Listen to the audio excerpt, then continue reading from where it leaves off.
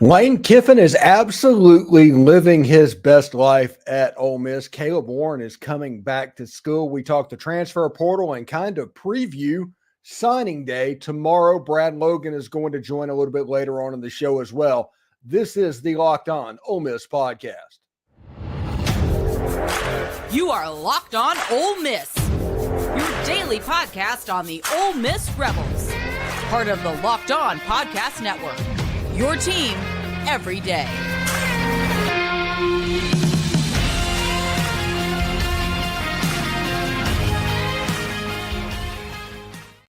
Thanks for making the Locked On Ole Miss podcast your first listen every day. We're free and available wherever you get your podcast, including YouTube. We're part of the Locked On Podcast Network, your team every single day. Hello, I'm Stephen Willis, and I have spent, several years in the Manning Center as on staff at Ole Miss, and I worked in the national media with Yahoo Sports and at WSMV. Thanks very much, everybody, for joining us. You know, we need to talk about Lane Kiffin. He got extended today. He is absolutely living his best life. He is doing things at Ole Miss and doing this in a way that he couldn't do it anywhere else the way he does it at Ole Miss. And that is the reason I think that the longer Lane Kiffin stays here, the less likely it is that he leaves, unless he goes maybe to the NFL. He wants to scratch that itch or something. But if you look at just quality of life, and heck, I think the new contract extension is going to have him making somewhere in the ballpark of about $9 million next year. The number of teams that can compete salary-wise with that, not many. So Lane Kiffin's living his best life. His daughter's in college here and everything. Congratulations to Lane for being extended as well. Caleb Warren, by the way, it was announced today by, I think it was Billy Watkins. I think that's who it was. If I get that wrong, I apologize. He is coming back for, I guess, his senior year is what you would say. And that's another really, really good thing for Ole Miss. The offensive players keep coming back and keep coming back and keep coming back. Should be quite interesting. While we're waiting on Brad Logan to come in too, don't forget in the chat to put your location in there. I want to know where you're watching from. So go ahead and put in that as well. By the way, we have the Ole Miss Troy game that's on TV right now. Ole Miss on a little bit of a run, 19-11 at the moment. They're kind of figuring out a little bit. Cisse is on a bike. He went down injured early, but they're not treating him like somebody that has a torn ACL or something like that. So that's probably good to know as well. So let's check the chat real quick. We got Tim Skelton saying hotty toddy. Jack Speed from Richmond, Virginia. Alex Hazelwood from Charleston, South Carolina says hotty toddy. Lane got more money. I hope he deserves it. Ole Miss has won 10 games, 2 out of the last 3 years. And from what he did this year, he deserves every penny of every bit of the money he gets. Tim Skelton is joining the show from McCarley, Mississippi. Gary Rasco is from New Albany. James York says, hotty toddy from Vicksburg. Let's keep the Lane train rolling. About to get serious in Oxford, Mississippi. Hotty toddy. That's from Daniel Parker. Yeah. It feels like something's up, if that makes sense. It feels like they're up to something. And I don't know exactly what that looks like right now. I hear rumors. My phone is blowing up periodically throughout the day with every rumors. And when it comes to recruiting, my favorite part is the moment information actually stops coming in, the actual reliable stuff, like the visit is over and you're kind of at the mercy of that, it just gets filled. That vacuum gets filled up by BS. And I put on Twitter, it's like 99% of it is false, but we keep coming back from that 1% that might be true. And there's so many stuff. And I see stuff on Twitter, talking about the Walter Nolen thing. And they're like, if he doesn't announce tonight, that means he's not coming. It's like, whoa, no.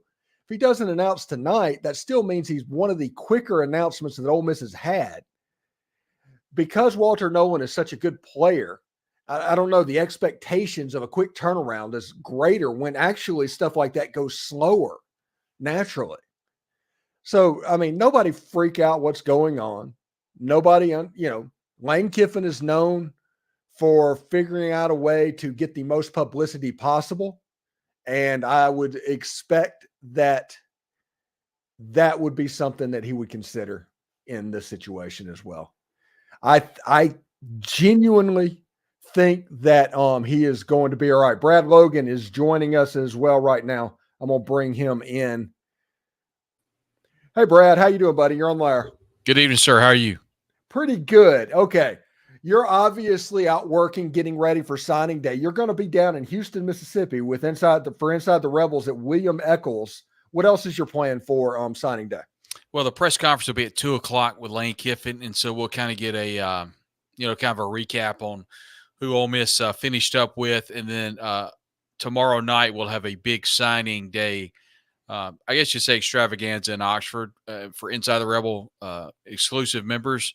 Mm-hmm. You can go to reps247.com and get more information. And let's just say that we're having to think about where we're going to have the event because we're over 200 people right now. So going to have a big event and looking forward to it. So all of our members that are watching, we'll see you tomorrow night. We've got a really big night of speakers, and we'll kind of recap who Ole Miss signed, and then hopefully we'll have a little more information about the final piece of the transfer portal. Yeah, and I heard at that extravaganza for signing day that like Deion Smith and Shamar Darden are going to be there, I believe, right? Yes, those are two people, and there are other speakers as well. And David Johnson is efforting a couple of others, so we expect a really nice crowd. Yeah, anybody that can get over to it and is a member of Inside the Rebels, that probably be a good idea to do that as well. All right, so what do you want to talk about first? Do you want to talk about high school signing day, or do you want to talk about the transfer portal? You're driving the boat. I'm just riding today. Okay, let's start off with the transfer portal. And I'm going to talk about the transfer portal, but we're not immediately going to get into Walter Nolen, and this is why. Damani Jackson, he popped up with a like on social media in the same way that Princely Emmanuel came up with. And then the next day, it found out that he was being followed on Instagram by none other than Walter Nolen and Jackson Dart. And do you think, I mean, after the Princely Emmanuel, you can't discount it, but it feels like there's a little there, doesn't it? Maybe a little. We'll see what kind of space Ole Miss has with the roster. I mean, we know that Jackson's a great player. We've got great people that follow the program like you that obviously watch a lot of Dateline NBC that can follow the breadcrumbs. And I'll give you credit. I mean, you were the first person through your sourcing at Florida and through your investigative skills, Princely Emmanuel.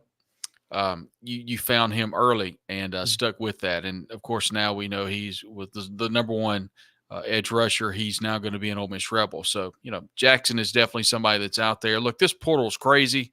People are going to pop every single day. But the class that Ole Miss has right now, obviously, I don't have to tell anybody watching or listening. It's number one in the country through 247 Sports. And so, I mean, it's the best in the country. And that's not to say that I really think Deion Smith with the wide receiver out of the junior college is going to be Holmes Community College is going to be one of the best receivers in the country. I truly believe that. And he's the number one player in JUCO. And you put that with the transfer portal class that they have coming. I understand the offensive line, but I need people to understand this too. Through the people I've spoken with in the Manning Center, they understand where there's a need. And people have to understand too, there are going to be a number of players throughout the country get into the portal after the bowl games. Bowl games you go all the way and through January. So just don't worry about the offensive line right now. I do think they're going to go after 2 to 3 starters right now somewhere in the country, and they will get at least 3 starters across that offensive front at some point over the next couple of weeks. So once that's addressed, I mean, this is going to be one of the preseason top 5 teams in the country. They're going to be across all the magazines and all the talk across the SEC network, all across the country. people that subscribe to Little Ole Miss and We Are Ole Miss and all that stuff, man, that just doesn't matter anymore. I mean, this is a new day. I mean, you've got a Grove collective that's got it figured out. You've got a head coach that is the number one social searched social media, the number one coach, and that the players really kind of gravitate towards. You've got one of the best athletic directors, young athletic directors in the SEC right now. You've got Glenn Boyce, who's doing a great job as chancellor. And this is a really good collection of fans right now that Stephen, I hate to say this because people don't like Houston Nutt, and I get it. But, man, they're really pulling the same rope, and they're pulling it in the same direction. And that's what you have to do to win not only the SEC, but how you win in the country is everyone is all on the same page. And right now we're seeing a collective working in conjunction with the administration, working in conjunction with the boosters, working in conjunction with the fans, and we're seeing the product come to a full-fledged full circle. And it's really, really fascinating to see how all this has happened over the last couple of weeks. One thing's interesting. Now we're going to talk Walter Nolen. We made everybody wait on that one because he's the centerpiece, or he's going to be the centerpiece of this class. Is there anything that you can say about what's the latest with him? Well, last night there was a lot of talk about Georgia coming to the table, and through sourcing, through David and I both talked to people independent from each other. And there wasn't a lot there from the Georgia end. So I think Ole Miss did a great job. I say Ole Miss and the collective did a great job of heading that off in the past and making sure that they were tied up, making sure that they had everything, all the I's dotted and the T's crossed, and they did. And once it kind of came back from the Georgia end this morning, received more information that just solidified the fact that I truly believe that Walter Nolen will be an Ole Miss Rebel. We learned later on in the day through sourcing through Oregon and the On3 site that they believed that Oregon was out of the Walter Nolen sweepstakes. Also, more information came later on today that we saw that there could be an opportunity that he might land back at Texas A&M. From the people that we've spoken to, they do not believe that will be an option for Walter Nolen. Also, there's always, you've got Alabama out there. You've got other programs that are out there, but as you can read the tea leaves, and I know you've done that. You've seen where players have landed. The defensive tackle from A&M landed at Alabama. We've seen Texas in the mix in all this. It really all leads back to Ole Miss, and I don't know when the announcement will come, but I feel strongly now, stronger than I ever have, that Walter Nolen will be an Ole Miss Rebel.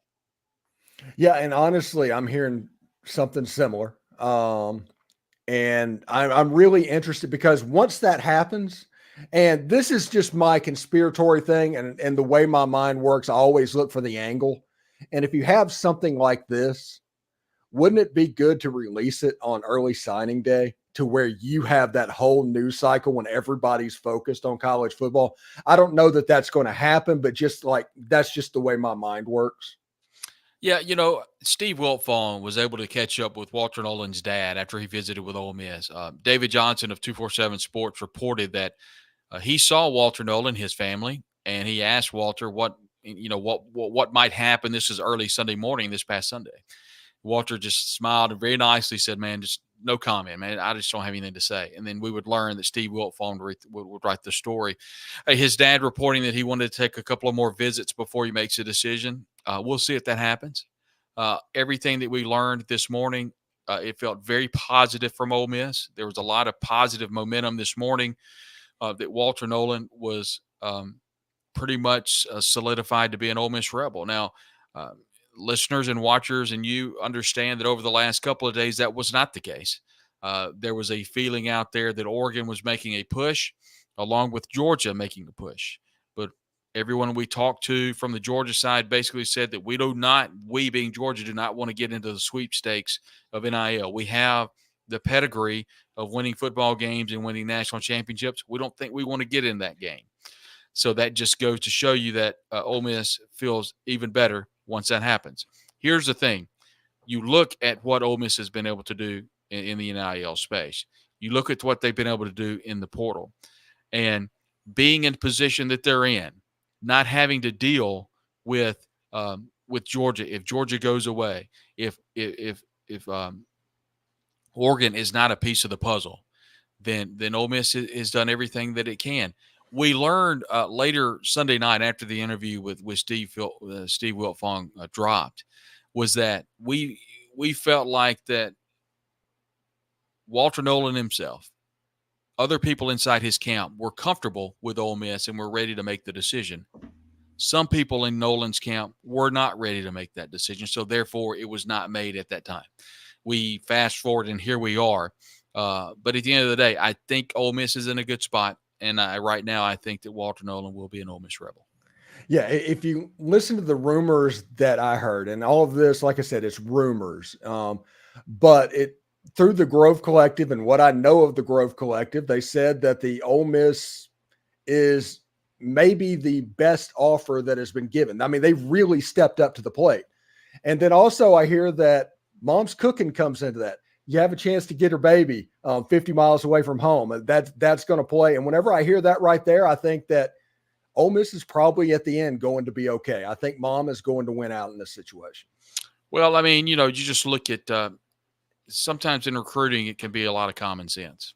Mm-hmm. And you look at if home is in Powell, Tennessee, that's a lot closer than Eugene, Oregon. Oxford, it's a lot closer to Eugene, Oregon. Now, people say if you talk about substantial college football and finances and jersey sales and all that, a plane ride is a plane ride. It's a 4-hour plane ride from Memphis to Portland or wherever you would fly to in Oregon. There's just something different about driving from Powell, Tennessee to Oxford, Mississippi than all the other destinations. So I think that's definitely coming into play with the family. Second of all, I think that Ole Miss has a package on the table that is better than anybody else's in the country. And I'll be honest with you, Stephen, I feel very, very comfortable saying that. Yeah. That I believe that Ole Miss has the best package available for Walter Nolen, and I'll leave it at that. Yeah, and I'm seeing a bunch of stuff on Twitter right now, including from Tyler Jordan and the Realtree guys, and it looks like they are launching it's not quite it's a Wave 3 thing, but it's a little bit different. Have you seen the pullovers that they released today? I have not, but I have spoken with Tyler, and I do know that he did not go into specifics, but I basically we were discussing the Realtree helmet. And he said, just wait for 24. And it's not just helmets. And so I think there'll be a lot of things happen, a lot of incredible things coming from Realtree. And let me say this about Realtree. You know me, I'm not a hunter. So I don't know a whole lot about Realtree, but I'll say this. 20 years from now, our children and our grandchildren and our friends and our fans that we hang out with, 20 years from now, they're going to know the name Realtree because Tyler and his family are a large part of the reason that Ole Miss has this recruiting class that they have in the portal. I feel comfortable saying that. And so I just think that goes to show you what they mean and what type of investment they put into the Ole Miss football program. And there are others that are as invested as Tyler and Bill and the remainder of the Jordan family that are invested in this. There are people that are telling the Grove Collective, I'm here. I'm here if you need me. I'm one phone call away. If you want this to happen, I will help you make that happen. I know that is going on right now with the Grove Collective. So here's another thing that's really cool too, is people are sending me screenshots of 28, 104, I think was one screenshot. 1,500. I even saw a screenshot for 5,000. Those are donations that are going to the Grove Collective. The lower numbers, those are monthly donations going to the Grove Collective. So it's not only you've got large donors that are making things happen. What's really cool about this is Walker and his team have done a great job of a grassroots effort of growing this Grove Collective for years to come. So now people are investing not as large amounts, but those small amounts, they really add up. Because here, at the end of the day, those guys and girls that are dealing at $21 and $41 a month, that'll be $21,000 and $40,000 a month, possibly, as these folks that are building their careers and making, changing the world. Ole Miss fans all across the world with their education are building companies and selling companies or investing. Now they're investing in the Grove Collective. It's a really cool thing to see. Yeah, and the transfer portal gets all the headlines at the moment, but tomorrow is early signing day for high school students, and they kind of deserve their own day. We talked about William Eccles earlier, but that's not it. This defensive line class that is being brought in by Randall Joyner and Pete Golding and Lane Kiffin, and you have Kamarion Franklin, Will Eccles, you have Cam Beavers, you have Jeffrey Rush. You have a solid core built that is ready to kind of step in. Let's say Ole Miss lands Princely Mullin, Walter Nolen, and Tyler Barron, and you have Jared Ivey back. What happens next year? Well, these are those young players that can step right up. And this is a top 5, pretty much consensus defensive line class this year in high school. Yeah, it really is. And I think by the end of the day, you put that class against what Ole Miss is getting in the portal, and then you're talking one of the best in the country. So, yeah, I think it's very easily be the top 5 in the country. I thought Cam Franklin played well in the Miss-Out game. I thought anybody that says he didn't either has an agenda or didn't watch the game. I thought he batted a couple of passes down. He pressured the quarterback all day, and he was double-teamed sometimes and had his jersey pulled from him. So, I thought he played well. Will Eccles, he's going to have the opportunity to play on both sides of the ball. We'll see what happens when he gets to campus, but he's a big-time player. Jeffrey Rush is someone that I'm excited to watch. Nobody's talking a ton about Cam Beavers. Cameron Beavers, he is a big-time player down in South Mississippi. Basically, every major defensive line prospect in the state of Mississippi is coming to Ole Miss. I mean, I don't know that we've never said that before when you talk about Ole Miss, because Mississippi State has always done a great job of locking down the state with the defensive line talent. That's not the case this year. So Ole Miss did a great job going after those high school prospects and getting in there early, and they've done a great job. So, yeah, we'll be watching Nareel White. He'll be announcing at 2 o'clock. Jared Redding will be in Clarksdale to see Patrick Bloomfield dot the lines, and then he'll jet up to see Cameron Franklin, who's signing at 2 o'clock. So, Jared will be handling that. David will be at the press conference, and then, like I said, I'll be at the Houston High School watching Mr. Eccles sign his name, who, by the way, Stephen, re-ranked, and now Eccles is the number 1 player in the state of Mississippi. He jumped Cam Franklin. So, says a lot. By the way, as of this hour, I don't know that Ole Miss is going to flip P.J. Woodland for a number of reasons. I won't get into specifics, but that is not as hot as everybody is talking about. So something to monitor there. Secondly, I expect Mississippi State to sign Stonka Burnside. They've done a great job recruiting him, although I've been told it's 50-50 at this point, that Ole Miss continues to recruit Burnside hard. I expect it. Now, by the way, he will not sign tomorrow. I was told he's going to wait to the Army All-American game. I think, is it Army or is it Under Armour? He's at the Under Armour game. He's got to be down here with me. Okay. I expect him to wait till then. He may sign his papers and they may keep it under wraps, but from everything I've heard. That's what they did with David Zignosen. So, there's history of that. Yeah. That's a tough one. He's a good player, man. He's had a great year with Ohio State. That's the one player I think Ole Miss wishes they had back that left. Although Tysheem Johnson's had a great year at Oregon. Igbenogsen's had a great year of Ohio State. But, I expect Burnside to go to State. Now, if it comes to the end of the day and he signs with Ole Miss, I won't be just floored. But right now, I expect him to sign with Mississippi State. Yeah, tomorrow's podcast, actually, I'll just give people a sneak preview. I spent a segment wondering, like, between him and Nareel White, are they going to the same school? If you see Nareel White and he ends up signing with Mississippi State. That would not surprise me if he puts on a State hat tomorrow. Yeah, if that happens, is that a giveaway for Stonka Burnside? Because I did talk about one thing that Jeff Levy can absolutely talk about is playing time. He can sell playing time in Starkville like crazy because Ole Miss is going to likely have the best wide receiver room in the country next year. And so that position, that wide receiver position, that's kind of a weird situation, I think. Yeah, Ole Miss has one of the best wide receiver rooms in the country, but it will be next year. And I don't know that Nareel White expects to play next year. And he'll definitely have an opportunity to play 25. So, great opportunity for him. I don't know if you talked about it on the show here, but Nareel White decommitted and then committed and then decommitted, and then we called him and he says, "No, weird. man, I'm still committed."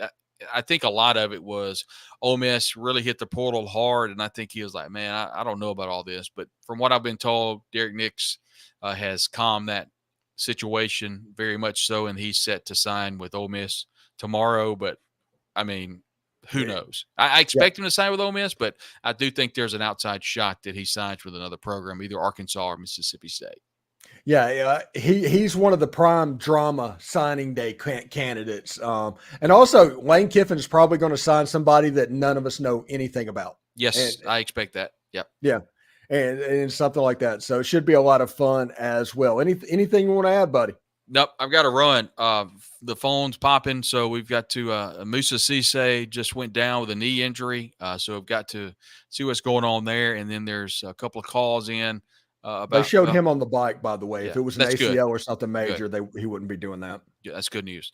So and then got to return these calls and see what they're saying about our boy Walter Nolen and seeing what's going on there. But yeah, man, if Ole Miss lands Walter Nolen, Ole Miss, whether they land him or not, they're going to be in the top 5 conversation next year. Yeah, these podcasts and these radio shows and everything are going to be going crazy. So appreciate you having me on. Appreciate it, Brad, and you have a good day. Thanks, bud. Ben. All right, Brad Logan from Inside the Rebels, Logan Media Group, Red and Blue Crew Podcast, Believe in Ole Miss Rebels Podcast, joining the show as well. Let's get right to the chat after that and figure out what you have to say as well. Let's see. We've got Wayne Terrell's watching from Clinton, Hottie Toddy. Jay Cannon, next year is really looking bright for the Rebels next year. Absolutely. So why do you think Nolen is taking so long to become a land shark? Maybe it's Lane using as a way to take over the meeting for signing day. That is my thought. But honestly, Walter Nolen's not taking a lot of time. Princely Amami Ellen took more time, and so did Juice Wells. It's kind of normal, and especially for the number one player in the transfer portal all time. I think this is actually moving fairly quickly, honestly. Bush Light Enthusiast says the amount of cope I've seen from certain lower tier state programs on Twitter the last few days has been amazing. Yeah, we're doing different stuff than each other right now.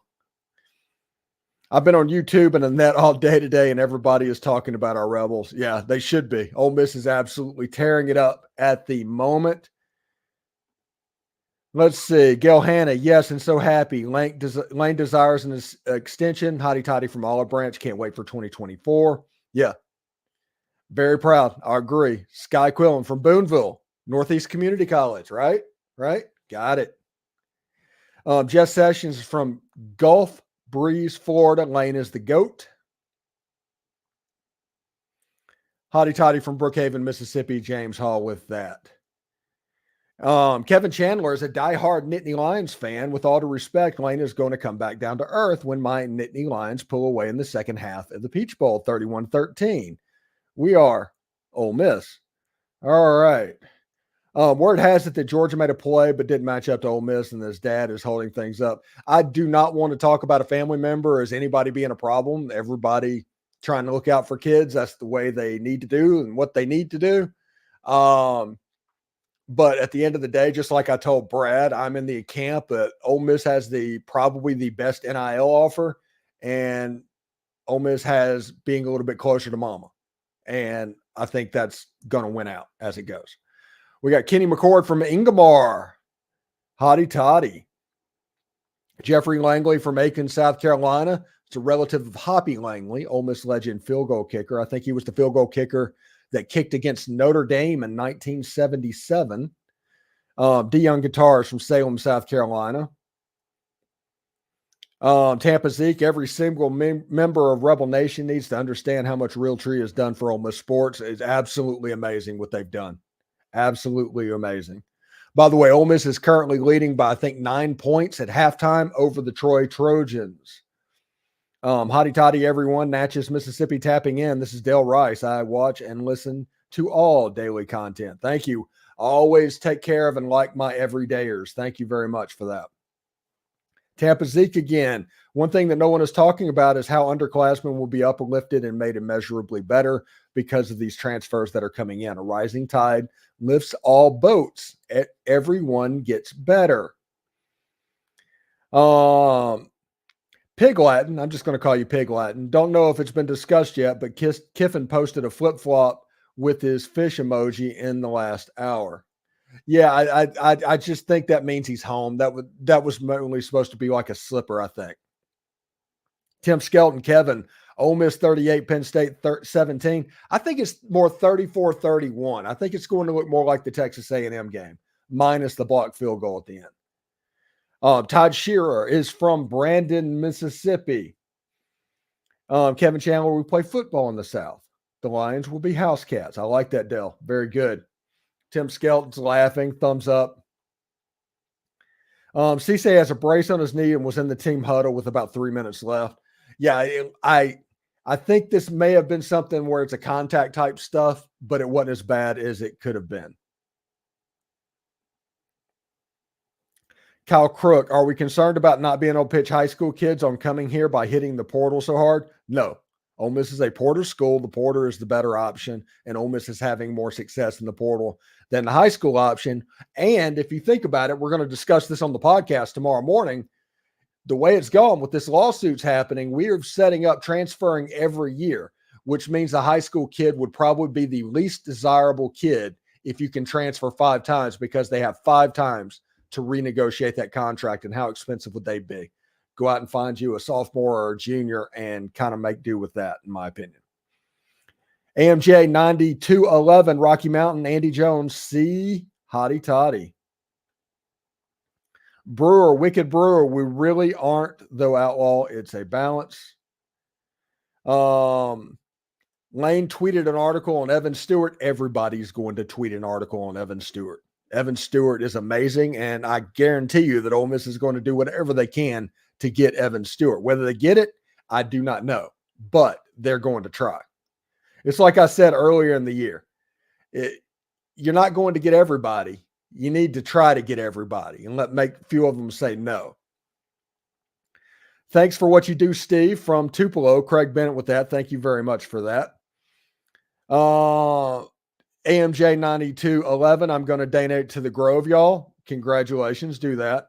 What about the running back Dowdle, Jay Cannon? The fact that he has not committed to Mississippi State means that likely I would pay attention to that space when the window opens up January 3rd or 4th. There's like a 5-day window for mid-year enrollees. I bet you there's going to be a visit during that window. And from Facebook, Lane is killing the portal. Absolutely amazing. Oh, Lane is doing what Florida State did a year ago, by the way. That's what Lane is doing. Dave Oswald, Hotty Toddy from Smithville, Mississippi. Gary Raska, when do you think Dart and Judkins will announce? Eventually. Probably after the bowl game, if I figure, I'm just figuring. But before the 15th or something like that. So we'll see what happens there. Jordan Alford's watching from Hampton, Virginia. The Newport News and Norfolk area, I'm always respectful of that. As you can see, the Navy hat that I have behind me. So Norfolk obviously plays a role. James McDonald said, retain our guys first and hit the portal. We need another frat 2.0 punter. LOL. Just kidding. And James McDonald says, good evening from Alabama as well. And EDR equals everyday rebels. You make us want to log in every day. AMJ 9211 with that. Thank you very much. The chat seems to be slowing down a little bit. So we can probably use this as a decent stopping point. Tomorrow, we have a signing day. The morning podcast will be a signing day specific podcast.